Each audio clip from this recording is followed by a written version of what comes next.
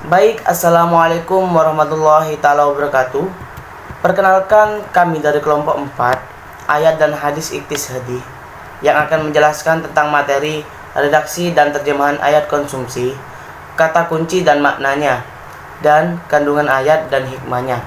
Kelompok kami terdiri dari 3 orang, yakni yang pertama Septi Tri Rusmania dengan NIM akhir 019, yang kedua Dwi Asmaningrum dengan NIM akhir 046, dan yang ketiga Daril Karomi dengan NIM akhir 165.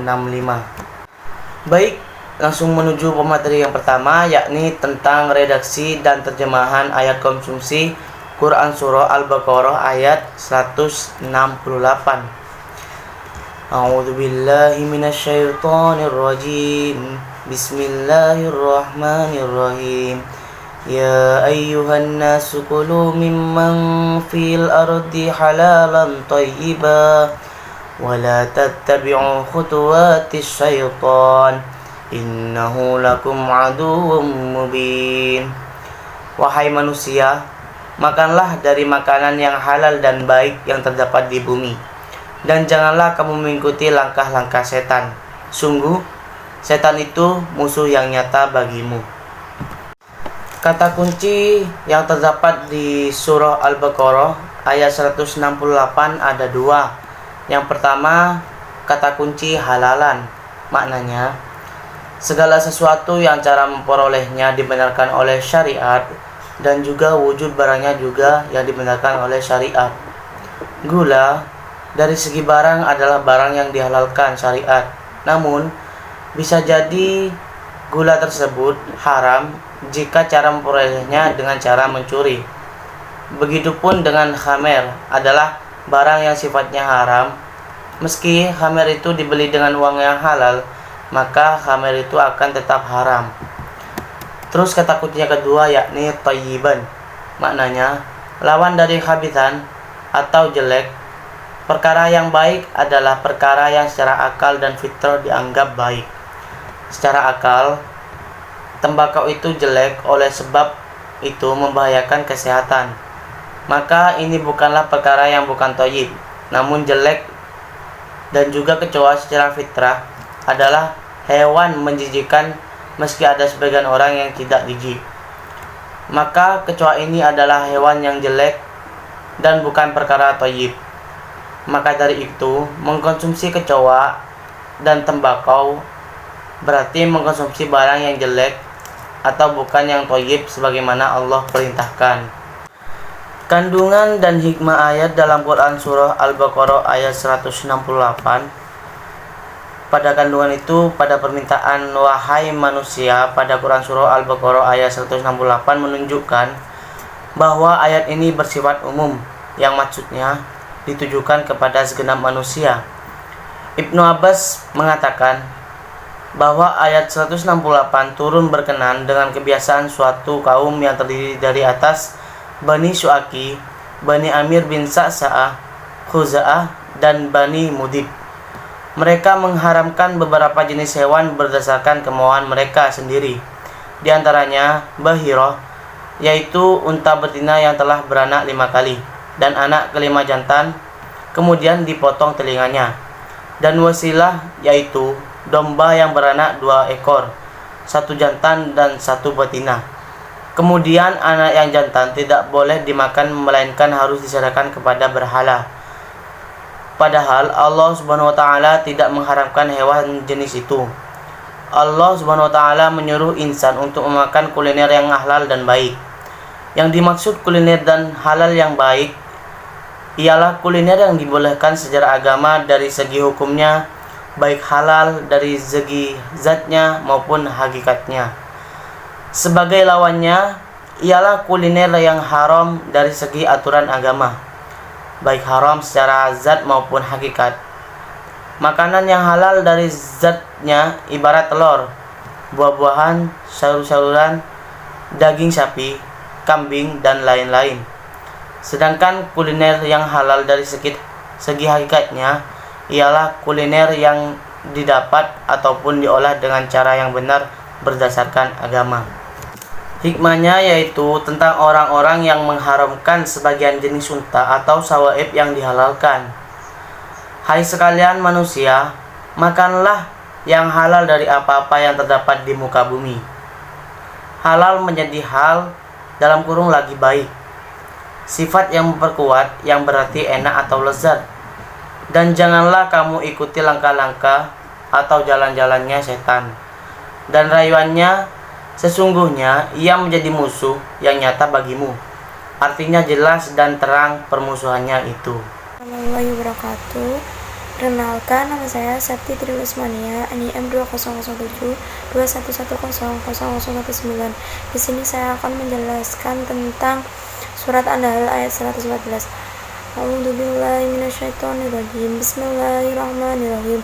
Fakulu mimma razaqakumullah halalan thayyiban washkuru nikmatallahi in kuntum ta'budun. Yang artinya, maka makanlah yang halal dan baik dari rezeki yang telah diberikan Allah kepadamu, dan syukurilah nikmat Allah jika kamu menyembah kepadanya. Surat An-Nahl ayat 114. Kata kunci dari surat An-Nahl yaitu halalan thayyiban, yang artinya makanan yang halal dan baik. Maknanya, Allah menyuruh kaum muslimin untuk memakan makanan yang halal dan baik. Makanan yang halal adalah makanan dan minuman yang dibenarkan oleh agama untuk dimakan dan diminum. Sementara makanan yang baik ialah makanan dan minuman yang dibenarkan untuk dimakan atau diminum oleh kesehatan, termasuk di dalamnya makanan yang bersih, enak, dan sehat. Kata kunci yang kedua yaitu washkuru nikmat Allah, yang artinya dan syukurilah nikmat Allah. Makna dari ayat tersebut adalah syukur dalam ayat ini yakni manusia dapat mewujudkan rasa syukur dan nikmat Allah, yakni hewan dan tumbuhan, dengan memelihara dan mengembangkan sumber bahan makanan dan ini agar jangan sampai punah dari permukaan bumi, dan untuk memenuhi kebutuhan gizi makanan umat manusia. Kandungan dari ayat ini adalah yang pertama, perintah untuk memakan makanan yang halal dan baik. Yang kedua, Allah telah membagikan rezeki kepada umatnya. Yang ketiga, perintah untuk senantiasa bersyukur terhadap nikmat yang telah diberikan Allah Subhanahu wa taala. Yang keempat, hanya kepada Allah saja kita menyembah. Hikmah yang dapat diambil dari surat tersebut adalah kita harus memakan makanan yang halal dan baik serta bersyukur atas nikmat Allah yang diberikan kepada kita. Saya akan menjelaskan surat Al-An'am ayat 141. A'udzubillahi minasyaitonirrajim. Bismillahirrahmanirrahim. Wa huwal ladzi ansha'a jannatin ma'rusatin wa ghaira ma'rusatin wa zar'an mukhtalifan ukuluhu wa zaituna wa rumana mutasyabiha wa ghaira mutasyabihi kullu min syamari idza asmar wa atu haqqahu yauma hasadihi wa la tusrifu innahu la yuhibbul musrifin. Yang artinya, dan dialah Allah yang menjadikan kebun-kebun yang berjunjungan dan yang tidak berjunjungan, pohon kurma, tanam-tanaman, dan yang bermacam-macam buahnya, zaitun, dan delima yang serupa buahnya, yang bermacam-macam itu. Bila dia berbuah, dan tunaikanlah haknya di hari memetik hasilnya, dengan disedekahkan kepada fakir miskin. Dan janganlah kamu berlebih-lebihan. Sesungguhnya Allah tidak menyukai orang yang berlebih-lebihan. Kata kunci dari surat Al-An'am ayat 141 yaitu wa atu haqqahu yauma hasadihi. Artinya, dan tunaikanlah hak di hari memetik hasilnya. Ada pendapat yang mengatakan yang dimaksud adalah zakat, biji-bijian, dan buah-buahan.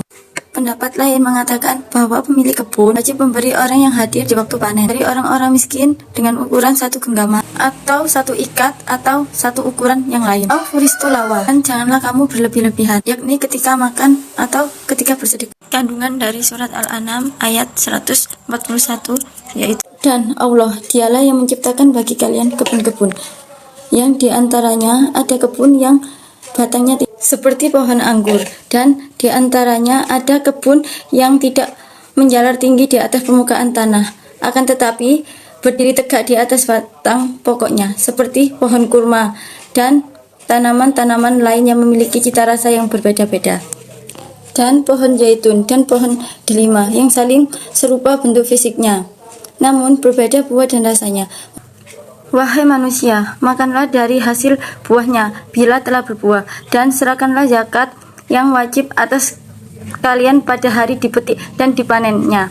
Dan janganlah kalian melewati batas-batas keseimbangan dalam urusan pengeluaran harta, memakan makanan, dan yang lainnya. Sesungguhnya Allah tidak menyukai orang-orang yang melampaui batas-batasnya dengan cara menginfakkan harta tidak sesuai aturannya. Hikmah dari surat Al-An'am ayat 141 yaitu makan makanan yang halal dan baik, dan janganlah berlebihan, tunaikanlah hak dari hasilnya.